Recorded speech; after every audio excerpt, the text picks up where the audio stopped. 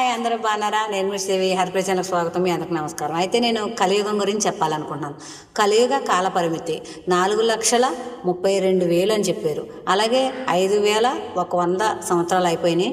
ఇంకా 4,26,000 ఉందని చెప్పారు. అలాగే మనిషి పొడుగు 5 నుంచి 6 అడుగులు పొడవు ఉంటాడని, మనిషి బరువు 50 నుంచి 80 కేజీలు బరువు ఉంటారని, మనిషి ఒంట్లో బ్లడ్ 5 నుంచి 6 లీటర్ల బ్లడ్ ఉంటుందని చెప్పారు.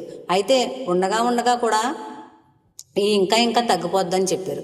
అయితే మనం ఏమేమి తినకూడదో అవన్నీ తింటున్నాం. ఉప్పు, కారం, ఏదైతే కృతయుగం, త్రేతాయుగం, ద్వాపరయుగంలో తినే పదార్థాలు ఉన్నాయో అవన్నిటితో పాటుగా ఇంకా మనం ఉప్పు, కారం, నూనె, రిఫైండ్ ఆయిల్ అని ఇవన్నీ కల్తీ వస్తువులు తిని మన ఆరోగ్యం ఇంకా తగ్గించేసుకుని మన ఆరోగ్యాలు ఇంకా తగ్గించేసుకుంటాం, గుర్తెరగాలి. అలాగే కలియుగ అంతంలో మనిషి పొడవు 6 అడుగుల నుంచి 1 అడుగు లేదా 1 జానకు వచ్చేస్తారంట.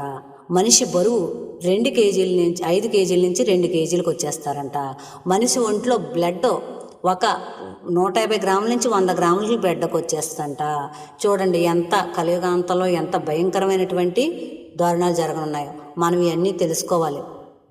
వంట వండుకోకుండా తిన్న కృతయుగంలో 1,00,000 సంవత్సరాలు ఎక్కడ, కలియుగంలో ఉన్నటువంటి 20 సంవత్సరాల ఆయుష్ నుంచి 16 సంవత్సరాలకు వచ్చేస్తారంట. చూడండి ఎంత చిన్న వయసులో చనిపోతున్నారో కలియుగంలో. మనం గుర్తెరగాలి. మనం కల్తీ లేని ఫుడ్ తీసుకోవాలి, జంక్ ఫుడ్కు దూరంగా ఉండాలి, చక్కని ఆహార నియమాలు పాటించాలి, దైవచింతన కలిగి ఉండాలి. ధర్మం 4 పాదాల కృతయుగంలో నడిచింది, త్రేతాయుగంలో 3 పాదాలు, ద్వాపరయుగంలో 2 పాదాలు, కలియుగంలో 1 పాదాలు నడుస్తుంది. మన ఆరోగ్యం చూడండి అలాగే ఉంది, 1 పాదంలో ఉంది మన ఆరోగ్యం కూడా, గుర్తెరగాలి. ఈ యొక్క కలియుగ కాల పరిమితి, ఈ కాన్సెప్ట్ మీకు నచ్చినట్టయితే మా ఈ హరిప్రియ ఛానల్ని లైక్ చేయండి, షేర్ చేయండి, సబ్స్క్రైబ్ చేయండి. మరొక స్క్రిప్ట్ మళ్ళీ వస్తా. బాయ్.